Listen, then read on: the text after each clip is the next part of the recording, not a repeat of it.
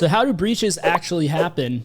Well, a lot of times we hear about the point of sale system or this lower level system being compromised, and an attacker being able to move laterally and privilege escalate and all this stuff, going from this system that seemingly wasn't a big deal that it got hacked to compromising an entire organization. So one of the most critical steps after that initial access is gained by the attacker is the lay of the land, right? Gaining an understanding of the network, the different things that are available, what they might be up against in terms of antivirus, EDR, SIEM as well, and a number of other things that we're going to explore in this video here. So I have the Try Hack Me lay of the land room, and I'm going to be kind of walking through a little bit of it, giving commentary on it as well, and hopefully providing some additional benefits to you beyond what is just covered in the room. So here's a number of things that an attacker might look for when gaining initial access to a server. So looking at the network infrastructure, Active Directory environment, the users and groups in that Active Directory environment, any host-based security solutions, network-based solutions, things like IDS, IPS, as well as other things that we'll get to here, any applications or services that might be running in the environment, because that could be a vector for privilege escalation and things like that. So there is a VM that we'll be playing around with. I'm already signed in there, and here's a little network diagram of an example internal network. So a lot of times you'll have a firewall in a corporate environment. And nowadays, most of the time, these firewalls are a part of some kind of software that you might be running. You'll have that built in. Like, for example, even the Windows security, like on your computer right now, has Windows firewalls that are built in and enabled by default. But of course, you could have custom configurations. You could use other software and things like that to apply this firewall. But whatever technology stack you're using, typically you will firewall off your servers, your internal environment from the external internet where all the bad guys might be lurking. Now, of course, these bad guys can get access to one of your servers or workstation or something like that, and then they'll have to rely on other measures a lot of times to catch it. Now, there is a chance that the firewall could catch some of these things here. For example, I've been on internal assessments before where I was able to identify SQL injection in an application in, let's say, the server's network here. But because they were using a web application firewall, it wasn't so simple to exploit it, because while the application was vulnerable, the WAF was preventing a lot of the common payloads that I might want to use. And there's also the concept of a DMZ, demilitarized zone, where you can run all your traffic from the outside through the DMZ to make sure that it meets all the requirements, whatever requirements you might be imposing. And that's another security mechanism that you have as well. So they give the example here. If a company provides public services such as a website, DNS, FTP, proxy, VPN, etc., you can design the DMZ to isolate, enable access control on the public network traffic from the untrusted traffic, right? That might come from the outside. So that's a little diagram of how something like that might be set up. But as an attacker, how can we begin to identify this stuff here? There's a lot of really handy commands that we can run once we have initial access. So the netstat command, and a lot of these I will say as well, I have to commend Try Hack Me on, because they're really showing you not just the lay of the land, but living off the land to get a lay of the land, if you will. So most of the commands and stuff that they show you here are available to you on all Windows systems. It's not like you're going to have to go installing tools on the target or running tools against the target. Most of these things can be done just from what you already have on a Windows machine. So netstat command, of course, baked in, ARP command baked in. So if we run an netstat tac NA or AN, whichever order you prefer, we will get some information on the active connections. So this one, pretty straightforward. I can show you either way. We can also look at the ARP table. All right, so I'm here on the RDP session here. So I can just run netstat tac AN. And there's a ton of active connections. So let me just kill that here. It's going to keep reading UDP ports, scroll up a bit. And particularly up here, we see some interesting services like 80 for a web server running on this thing. But interestingly enough, this thing also appears to be a domain controller, which we can see by the fact that it's running Kerberos, LDAP, SMB, all the common ports, RDP, all the common ports you would see on a domain controller. So pretty interesting there. We can also run ARP-A to look at the ARP table, and we can see some of the other devices on the network. Nothing too terribly interesting there in this case, but that's how you would go about it. From here, it goes into talking about Active Directory and giving you a kind of primer on AD. I would definitely recommend going through this room for yourself if you're not too experienced with Active Directory. But it has the diagrams once again. In this little sample scenario here, we got the domain controller on the server's network with some other web servers, presumably. And then you have your domain joined workstations in another network, and you're connecting them together through a firewall, and then you have the internet here. And this firewall, by the way, doesn't necessarily have to be running on a standalone device. This could be part of the software, like I was telling you. This is how a lot of times their firewalls are used in the modern world here. But then it just goes into some fundamentals of AD, like AD objects, domains, OUs, things like that, and gives you a nice little graphical hierarchy of how they break down, right? You could have multiple domains connected in a forest with trusts between them. And here we can run a command here to see if our system is joined to a domain. So let's go ahead and do that enumeration. So we just run this system info command with find string. If you're not familiar with find string, it's essentially the Windows equivalent to grep. Not as powerful as grep in its capabilities, but for a lot of simple cases like this, it'll get the job done. We see that we are domain joined to the thmredteam.com domain. Go ahead and clear the screen out. And so yes, we are joined the domain thmredteam.com. And then if we take a look at the users and groups, we can run a basic query here using some LDAP syntax. And it kind of breaks down some of the different administrator accounts, right? You have the built-in administrator, which is like the local admin. You have the domain admin, which is the domain admin. Enterprise admins are only available in the forest root. So in this case, I believe, assuming this isn't connected in with other domains in the forest, if you have a domain controller by itself, it will be the forest root as well. So it'll have the enterprise admin. And then the schema admins to modify domain/forest. And then you can manage domain servers with the server operators. And the account operators are able to manage users that are not in privileged groups. But we can run something very simple like this that will grab all the users.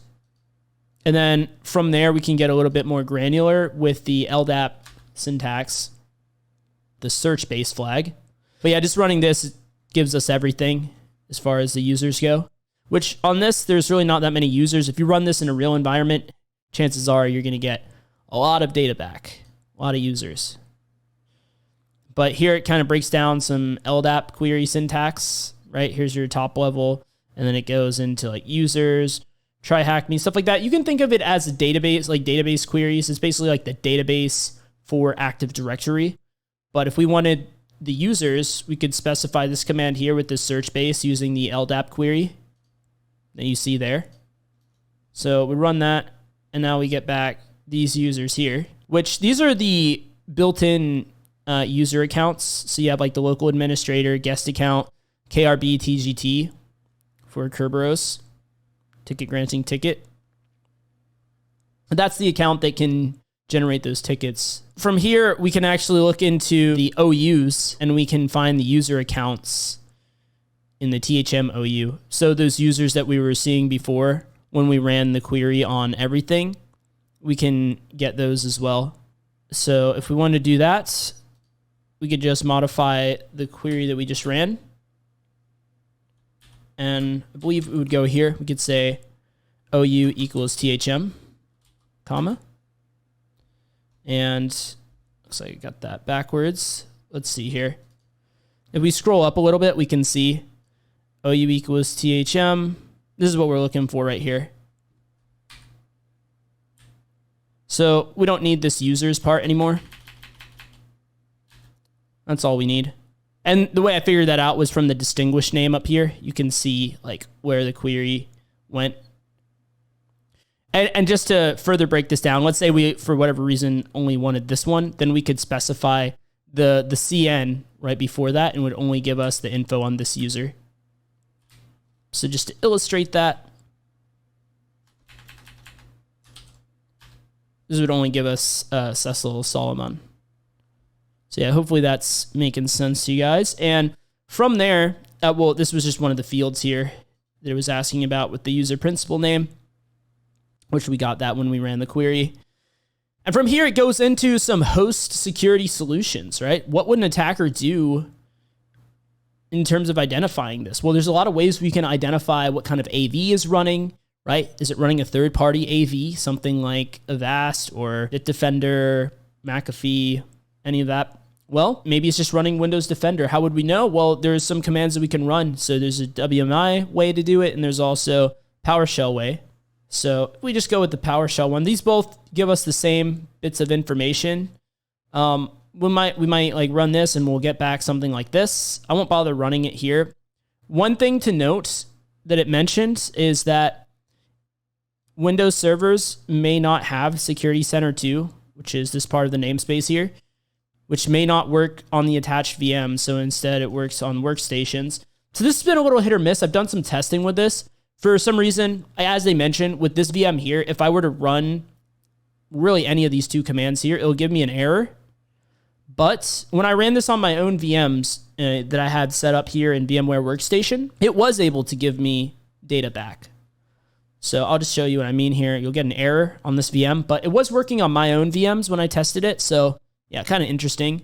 But definitely it's always going to work on like your host workstations, which typically you'd be running this against workstations and things like that anyhow. But yeah, something interesting to make note of. But then, you know, if you see like Windows Defender, we can do some initial or some additional enumeration on that. So we can run a get service on Win Defender, and we can see here that it's running. And then we can do a get MP computer status, select real-time protection enabled. This will tell us if real-time protection is enabled. So if you're not familiar with that, if I go into Windows Security, virus and threat protection, and it always flags on my Obsidian notes, so that's why I have that there. But you see this little radio icon here, real-time protection on. This is what it's enumerating essentially via PowerShell. So in this case, they have it turned off. As you see here, if it was enabled, it would say true. From here, you can start to do some enumeration on the host-based firewall as well. Definitely something an attacker would be interested in knowing, right? So as you see, it's all about enumeration. Once you get that initial access, it's all about finding out as much info as possible. So you can run like these commands here. It'll tell you if the Windows firewall is enabled, right? There's 3 different Windows firewalls. There's the domain, private, and public. In this case, they're all enabled. And if you have admin access, you can run this set command here to actually disable the firewalls. Well, of course, be aware from, they didn't really mention this, but be aware from an OPSEC perspective, anytime you're turning off security measures, that is something that is likely to raise alarms on the defense side, right? So if that wasn't clear, just be aware of that. This could be quite a noisy technique, let's just say. But then, yeah, you can run this PowerShell command here to get the firewall rules, and this will return a lot of entries in many cases. And then you can run test net connection to actually test your connection to see if it makes it through the firewall. Or you could use new object, system net, sockets, TCP client to do the same thing, basically. Multiple ways of doing the same thing. Now, if we look into the SEM event logging and monitoring, logging and monitoring is basically when you run certain commands, you do certain things on a system. Some of that will get logged depending on what is set up to be logged. And if you want to see what is set up to be logged, you can run this get event list command that you see here, and it will return all the stuff that's being logged. To take it a step further, what some sysadmins might do is use one of the tools from Windows sysinternals called sysmon, and that will provide a lot more powerful logging capabilities, and you can really customize what is logged and tailor it to your needs as someone on the defense or sysadmin. And we can actually run this get process command to determine if sysmon is in use or not. So if it is, it will return this. If it's not, it just won't return any data.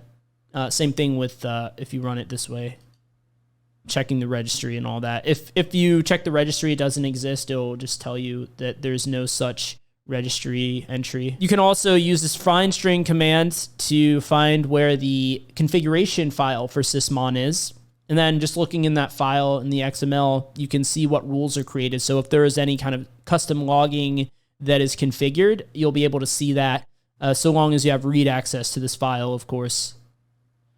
And the next thing to look into as an attacker is the host-based intrusion detection / prevention system. One thing that it mentions is the distinction between, intrusion detection versus intrusion prevention. And as the names imply, intrusion detection simply detects when an attack happens, and then typically you'll send an alert or something like that so that a human can then look into that alert to see if it's a false positive or if it's a real issue. It doesn't do any kind of prevention on its own. All it does is flags when those events occur, and then typically you'll send out an alert, whatever you configure it to do.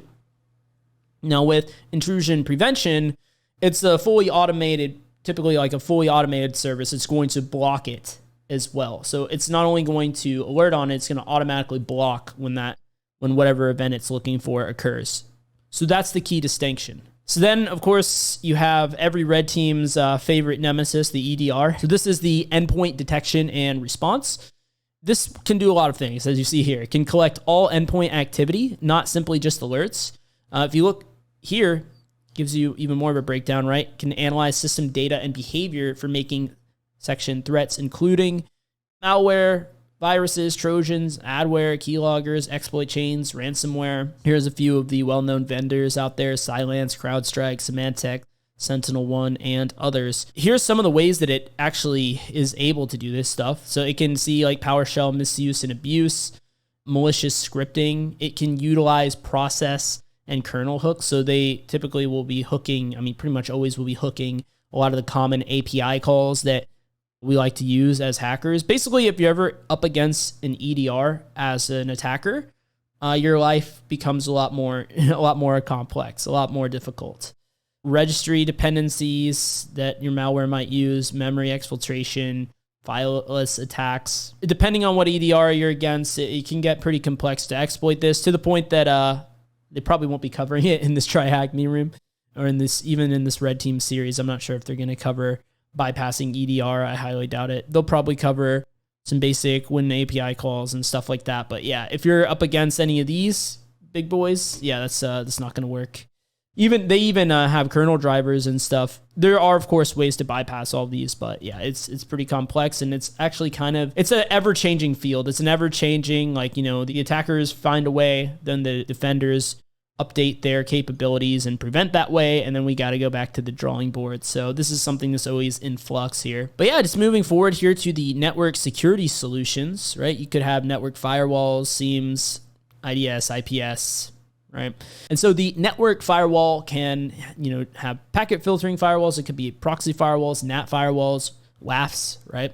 Web application firewalls. We were talking about this earlier already. I think it's kind of straightforward, but the way that some corporate environments will work is they might even go as complex as to do deep packet inspection. So they might actually have something sitting on their firewall at their endpoint, the edge of their network, where it will decrypt. It'll give it they'll have the keys, the encryption keys to like your SSL connection, and it will actually decrypt your encrypted SSL sessions to these HTTPS sites and do a deep packet inspection of like what sites you're visiting, what you're doing on those sites, and have some rules in place to block access to certain things like that. They basically man in the middle your connection. So that's what some companies do as like an extra security measure to make sure that their employees aren't doing stuff they're not supposed to within the corporate network. So keep in mind that is possible. That is a setup that a lot of the companies use as well. And of course, you have security information and event management, SIEM. This is where it comes to logging, analytics, stuff like that. Most of the time, especially for larger companies, they're using all kinds of stuff that's gathering log data. They want one central platform to go through those logs and process those logs in. And so a lot of organizations will use something like Splunk. They list a few others: Logarithm, SolarWinds, Security Event Manager, Datadog, and others. Along the lines of IDS and IPS, right, you also have the network versions of those. And yeah, it's basically the exact same thing as host IDS and host IPS, except on a network level. So here's a few. Suricata is one that I think TryHackMe has some content on. I think the other ones are probably paid products.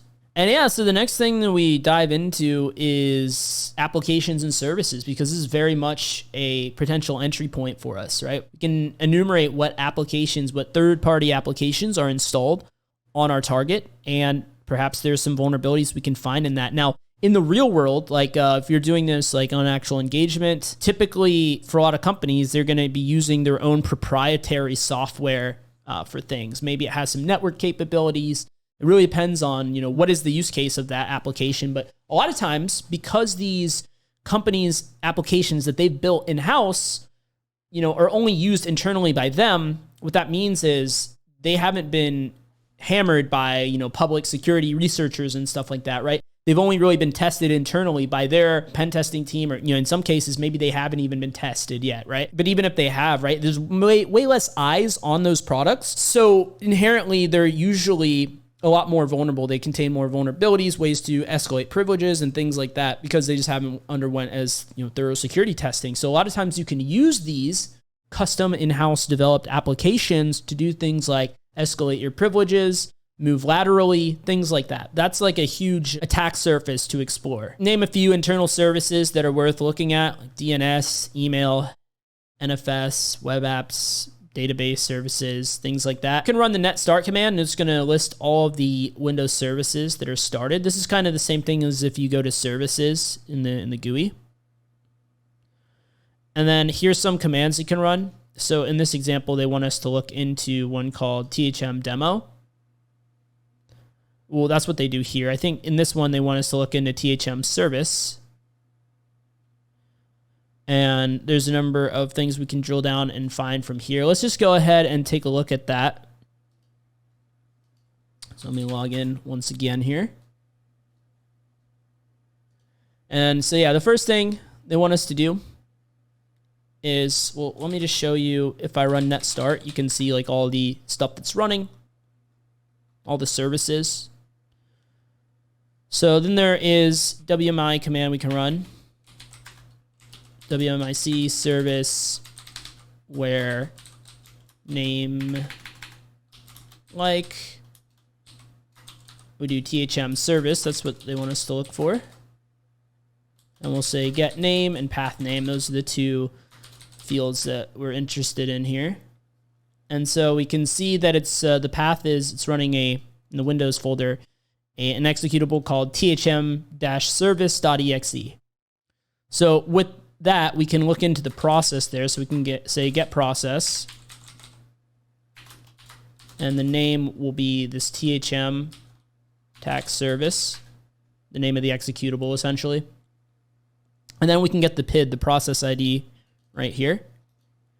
And that process ID will be useful if we want to look into some networking information on that. So we can say netstat ANO and a couple fine string commands just to fine tune what we're looking for, because that's going to return a lot of data otherwise. So we want to look for, is this thing listening? Is it in a listening status? Like this process is listening on a certain port or something like that, right? And then we can say fine string and then put in the PID. So we can see specifically, is this process listening on any port? So we run that and we see, in fact, that it is. It's listening on all ports, on all interfaces on port 13337. Then we can go there and see what's going on there, right? So we could say curl HTTP 127.0.0.1.13.337. And that's where we get our next flag. We're able to identify a running service that was a web server, actually. So the next thing we can do is look into the DNS service and try to perform something like a zone transfer or something like that. Let's just run through that as well. So we can do NSLOOKUP, and then we're going to put in the server IP. This is the IP address of our server that we're currently on, the one running DNS, basically. And so we have that. So now if we want to do a zone transfer within NSLOOKUP, there's a lot of ways to do zone transfers, but you can actually do it within NSLOOKUP as well. The key is you want this little prompt here. That's how you know that you're operating within NSLOOKUP. We're going to do ls tacd, and then the name of the server, the name of the domain, essentially. So thmredteam.com. And yeah, we're able to, if you see this, it means you were successfully able to perform the zone transfer. And then down here, there's a flag here that you can grab. So yeah, that's pretty much the room here. Hopefully this was of help to you guys. And if you want some additional, training as you're learning this stuff, you're definitely going to want to look into the top 10 pen testing interview questions that you need to know. Oh, and by the way, I know a lot of you guys were requesting this, asking for the note sheet to be back. So I also have in the description below my pen testing note sheet that you can get once again, and it'll continue to be available for you guys. So you can find that down in the description below. And yeah, thanks for watching, and I hope to see you in some future technical content.